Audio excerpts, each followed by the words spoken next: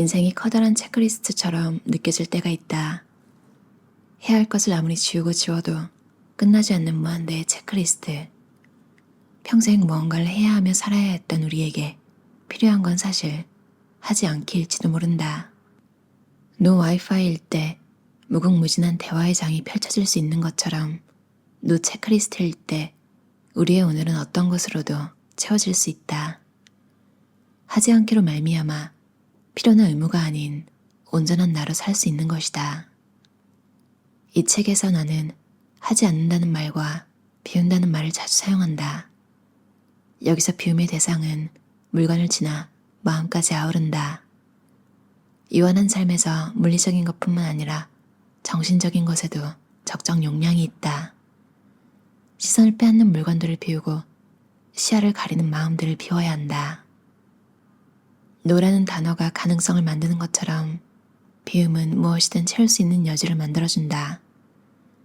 비워야 비로소 채울 수 있다. 충만해지기 위해 가뿐해진다. 나는 하기 위해 하지 않는다. 너무 애쓰지 않고 가끔은 흘러가기를, 무겁다면 던져버리기를, 할 수 없다면 먼저 돌아서기를, 스스로에게 하지 않을 자유를 선물하기를, 그리하여 나 자신을 지켜내기를. 너무 잘하고 싶다는 마음에 시작을 주저하게 될 때가 있다. 하지만 0에는 무엇을 곱해도 0일 뿐이다. 내가 살면서 닮고 싶다고 생각했던 단순함의 제왕들을 떠올린다. 그냥 시작해서 결과를 만들어낸 사람들, 불필요한 마음을 털어내는 일은 모든 성취의 첫걸음이다. 내가 뭘 할 때 기분이 좋은지 알고 있는 사람의 시간은 권태가 아닌 여유로 채워진다. 혼자 있는 상태를 외롭거나 쓸쓸하게 여기지 않고 고요 속에서 자기만의 속도로 루틴을 지키며 물 흐르듯 하루를 보낸다. 혼자 있을 때도 행복한 사람은 가치 판단의 기준이 자기 자신에게 있을 거라고, 적어도 그러기 위해 노력하는 사람일 거라 믿는다. 살다 보면 머리를 무겁게 짓누르는 생각을 털어내고 마음에 쌓인 먼지를 털어내고 싶을 때가 있다. 우리는 따뜻한 물로 샤워를 하며 달리는 차 안에서 바람을 맞으며 일주일치 식재료를 다듬으며 일상의 묵은 때를 벗겨낸다. 나는 내게 어떤 방법보다 빠르게 먹히는 지름길을 알고 있는데 바로 청소다. 혼자 밥을 먹고 혼자 일을 하며 혼자서 모든 걸 해결해야 하는 프리랜서는 하루에도 몇 번씩 감정이 너를 띈다. 내가 좋아하는 가수는 우울감이 짙어질 때면 그 감정에 속지 않기 위해 바로 몸을 움직인다고 말했다. 그런 의미에서 청소는 내게 단순히 집을 깨끗하게 만드는 목적을 넘어 끊임없이 물고 늘어지는 생각에 꼬리를 오려내고 가벼운 성취로 하루를 시작할 동력을 얻는 일이다. 내가 생각하는 정리의 기본은 3가지다. 필요한 물건만 남기고 물건의 자리를 정해주고 사용 후엔 항상 제자리에 두는 것. 이 3가지만 지키면 엉망이 된 집을 보며 한숨을 내쉬는 상황은 면할 수 있다. 청소는 맑을 청에 쓸 소를 쓴다. 더럽고 어지러운 것을 쓸고 닦아 맑게 만든다는 뜻이다. 우리가 맑게 유지해야 하는 것이 집이나 물건만은 아닐 것이다. 오늘만큼은 귀찮더라도 잠시 일어나 스스로에게 나를 행복하게 해주는 사람이 되어보면 어떨까? 청소를 할 때 나는 내게 나를 행복하게 해주는 사람이 된다. 고단한 일정이 예정된 하루, 딱 20분 일찍 일어나 집을 간단히 청소해보자. 저녁에 돌아오면 아침에 내가 준비해둔 선물에 쉽게 행복해질 것이다. 나의 적정 용량을 찾아서 당신이 무엇을 배울 것인지를 말해줘요. 그러면 당신이 누구인지 말해줄게요. 비워진 자리는 새로운 소중함으로 채워질 가능성이다. 무엇을 남기고 무엇을 배울지 고민하다 보면 자연스럽게 취향과 안위가 기준이 된다. 유행 따라 비싼 값을 내고 어렵게 구매했지만 정작 취향과는 거리가 멀었던 빈티지 소품은 중고로 판매하고 발볼이 넓고 평발인 나를 항상 아프게 했던 높은 구두는 미련 없이 버렸다. 허리를 조이는 옷도 손톱을 상하게 만드는 매니큐어도 지나간 인연을 생각나게 하는 선물도 놓아줬다. 고민하고 망설였던 마음이 무색하게 후회하는 일은 없었다. 오히려 여유가 생긴 방과 홀가분한 마음이 남았을 뿐이다. 내가 물건에 대한 미련을 버릴 수 있었던 건 비움의 과정에서 얻은 것들이 더 컸기 때문이다. 불필요한 것은 비워지고 나의 생활과 습관, 가치와 취향으로 채워진 방은 언제나 나를 위해 준비된 공간이다. 나는 그곳에서 언제든 쉴 수 있다. 집을 잠만 자는 공간으로 생각했던 나는 자칭 집순이가 되었다. 불필요한 물건에 시선을 뺏길 일 없는 책상에서 일을 하고 도서관에서 책을 한가득 빌려와 깨끗이 빨아놓은 이불 위에서 하나씩 펼쳐보고 1인분의 음식을 만들어 취향의 그릇 위에 담는 일상은 조금 어색하지만 내게 딱 맞는 옷처럼 편안하게 느껴졌다. 자신에 대해 오래 고민해본 사람은 쉽게 흔들리지 않는다. 나는 이제 해마다 유행이 바뀌어도 고개를 돌리지 않고 취향을 묻는 질문에 망설이는 일이 없다. 내게 비움은 단순히 물건을 없애는 일이 아니다. 무엇을 비우고 무엇을 남길지 고민하는 일은 나를 돌보는 일과 같다.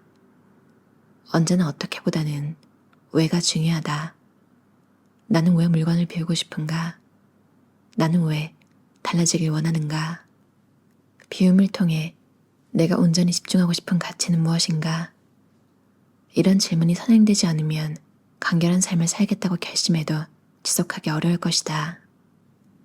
스스로 계속해서 질문하고 고민하면 물건을 얼마나 어떻게 비워야 할지는 자연스럽게 따라온다.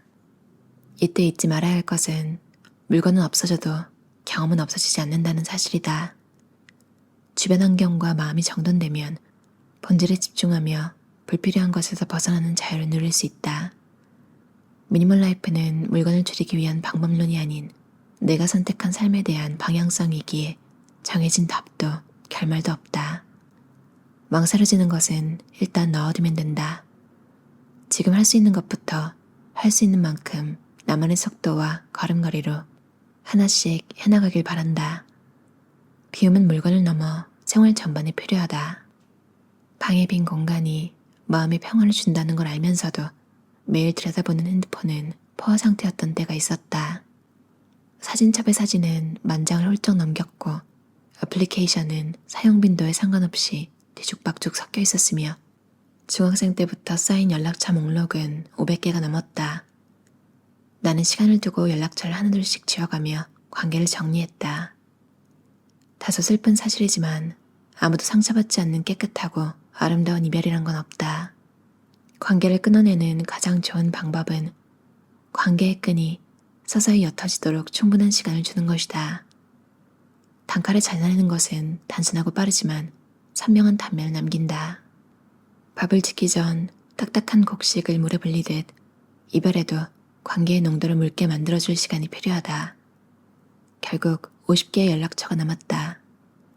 나이를 먹을수록 협소해지는 인간관계는 누구에게나 한 번쯤 스쳐가는 고민이 아닐까? 그러나 걱정과는 달리 아쉬운 마음은 들지 않았고 오히려 홀가분해졌다. 관계의 압박에서 벗어나니 보이지 않던 것들이 보였다. 굳이 사랑받으려 애쓰고 노력하지 않아도 내게 남아있는 사람들.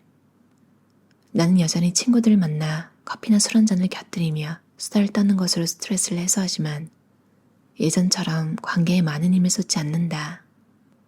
지나친 배려를 경계하며 누군가 나를 좋게 보지 않을 것 같아도 내 잘못이 아니라 서로 맞지 않는 것이라고 생각한다. 인연을 소중하게 생각하지만 시절 인연이란 단어가 더 이상 가슴 아프게 들리지 않는다. 불필요한 물건에 눈을 돌리지 않는 것처럼 관계도 현재 가진 것 이상을 바라지 않고 누군가를 위한다는 이유로 나를 등한시하지 않는다. 관계에 휘둘리고 싶지 않을 때 스스로에게 건네면 좋을 질문을 공유한다. 내게 노골적으로 바라는 걸 표출하거나 나를 감정 쓰레기통으로만 소비하는 사람인가? 만남 후 헤어질 때 기가 빨리고 헛헛한 마음이 들었는가? 만남에서 배려받지 못한다고 느껴지는가? 정신적이든 물리적이든 서로 도움을 줄 수 있는 관계인가? 물건의 유통기한은 내가 다 쓸 때까지.